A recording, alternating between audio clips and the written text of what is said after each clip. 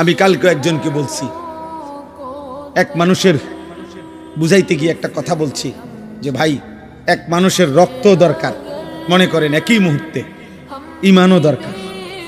কোনটা বেশি দরকার? রক্তের অভাবে মৃত্যু হবে, ঈমানের অভাবে জাহান্নাম হবে।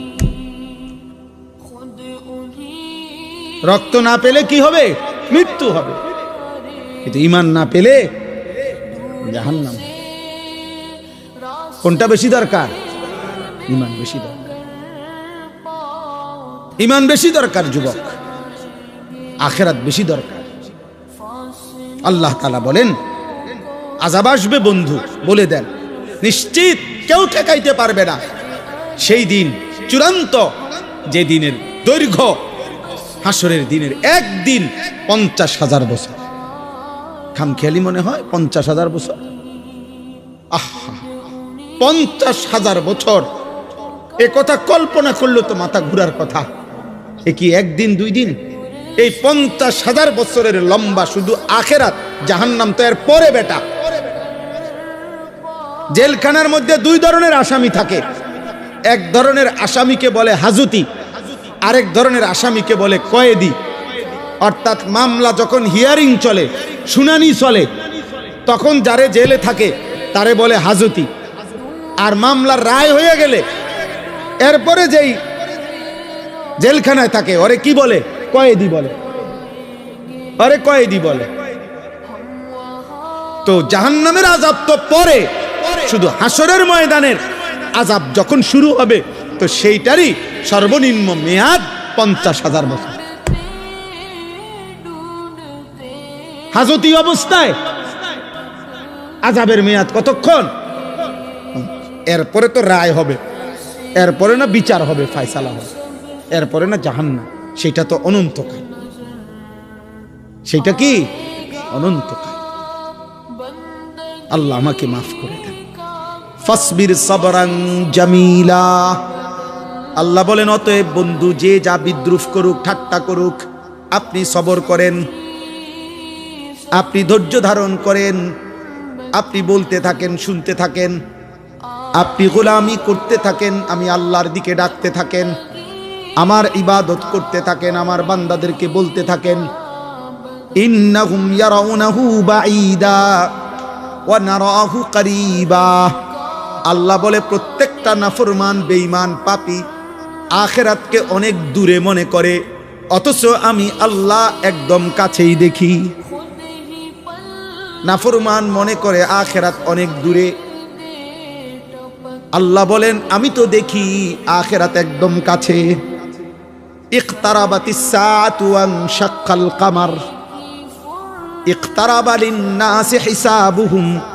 আল্লাহ বলে বান্দা হিসাবের সময় তো কাছে, কাছে না দূরে। নবীজি বলেন উম্মত, আমি মুহাম্মদ আর কিয়ামত এই দুই আঙ্গুল যেভাবে পাশাপাশি এমন কাছাকাছি। বুইস্তু আনা ওয়াস সাআতু কাহাতাইন, এমন পাশাপাশি। হ্যাঁ, তাইলে আখিরাত দূরে নয়, আখিরাত কাছে। তদুপরি আরেক ব্যাখ্যা হলো, কেউ যদি এটা বোঝে, মনে করেন ইসরাফিল ফু দিতে আরো 500 বছর বাকি, আচ্ছা ধরলাম 5 লক্ষ বছর বাকি, মনে করেন আরো 5 কোটি বছর পরে ইসরাফিল ফু দিবে, কিন্তু আমনে ওই পর্যন্ত থাকবেননি। তো আমনে মরে গেলে এরপরে পৃথিবী থাকলেই কি, না থাকলেই কি? আমনে তো নাই। বুঝেন নাই কথাটা? আমার মৃত্যুর পরে যদি বাংলাদেশের সব মানুষ চাঁদের দেশেও গদ্দুয়ার করে, মঙ্গল গ্রহে চলে যায়, আমার কি? তাহলে আমার মৃত্যুই তো আমার আখিরাত।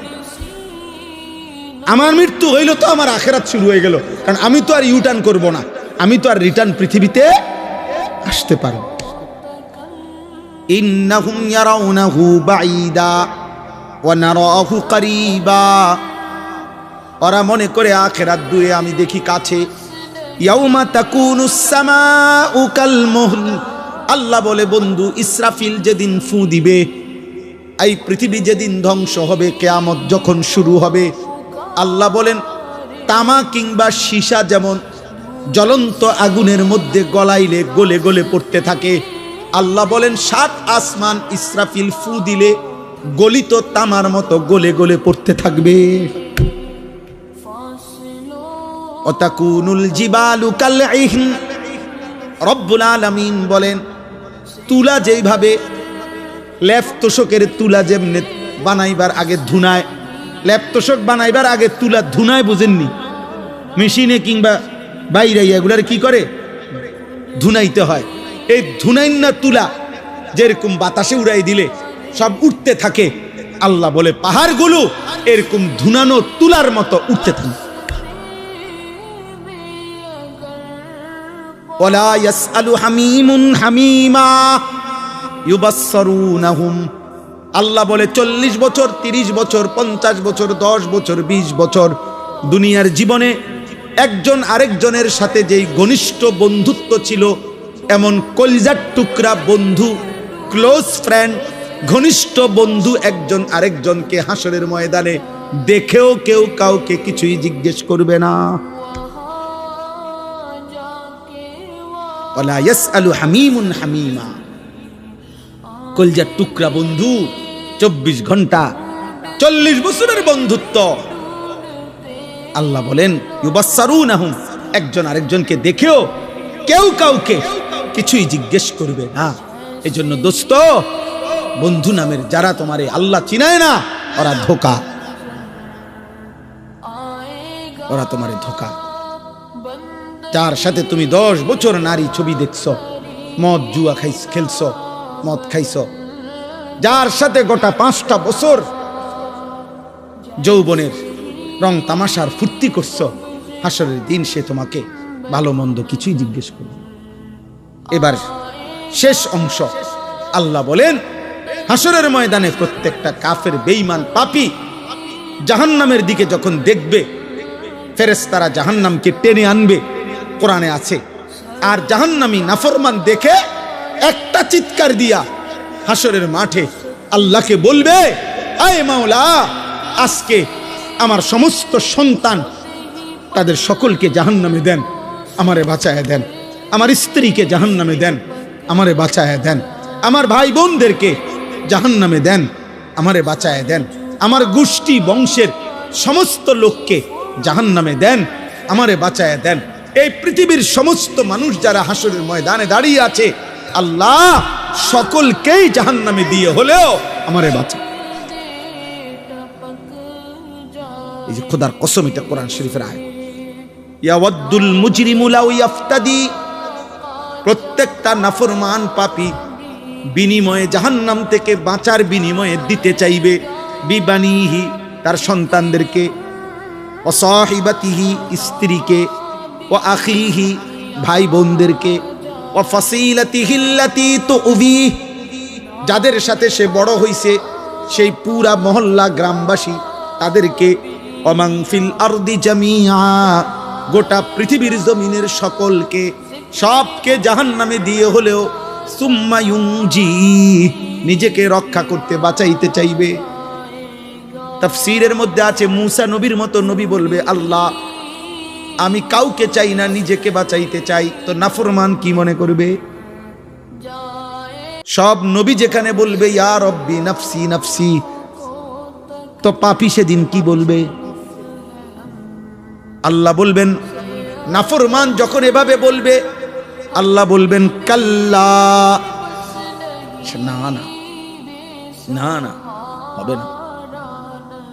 গোটা পৃথিবী দিতে চাইলো, আজ আমি নেব না রে বান্দা, আজ তোকেই জাহান্নামে ফেলব। ইন্নাহা লাযা, ধাউ ধাউ লেলিহান আগুনের শিখায় জাহান্নামের আগুনে তোকে নিক্ষেপ করা। নাজ্জাআতাল লিশশাওয়া, জাহান্নামের আগুনে ফেলবার প্রথম মুহূর্তেই তোমার সারা দেহের চামড়া আগুনে তুলে ফেলবে, খসে ফেলবে। আল্লাহ কোরআন নাজ্জাআতাল লিশশাওয়া, তোর চামড়া তুলে ফেলবে। আমরা যেমন দুনিয়াতে কারো প্রতি রাগ করলে আমরা এটা কথার প্রসঙ্গে আমরাও বলি, এমন ফিডাপ দিব, একদম চামড়া উঠে এলাম। আল্লাহ বলে বেঈমান, আজ জাহান্নামের আগুন দিয়ে তোর চামড়া উঠায় ফেল। সর্বশেষ কথা হলো তাদউ মান আদবারা ওয়া তাওয়াল্লা ওয়া জামাআ ফাআওয়া। এই শেষ কথা শোনো, আল্লাহ বলতেছে এমন কি জাহান্নামের আগুন, শুনতেছেন? জাহান্নামের আগুন সরাসরি খোদার কসম আল্লাহ বলছে কোরআনে এই আয়াত।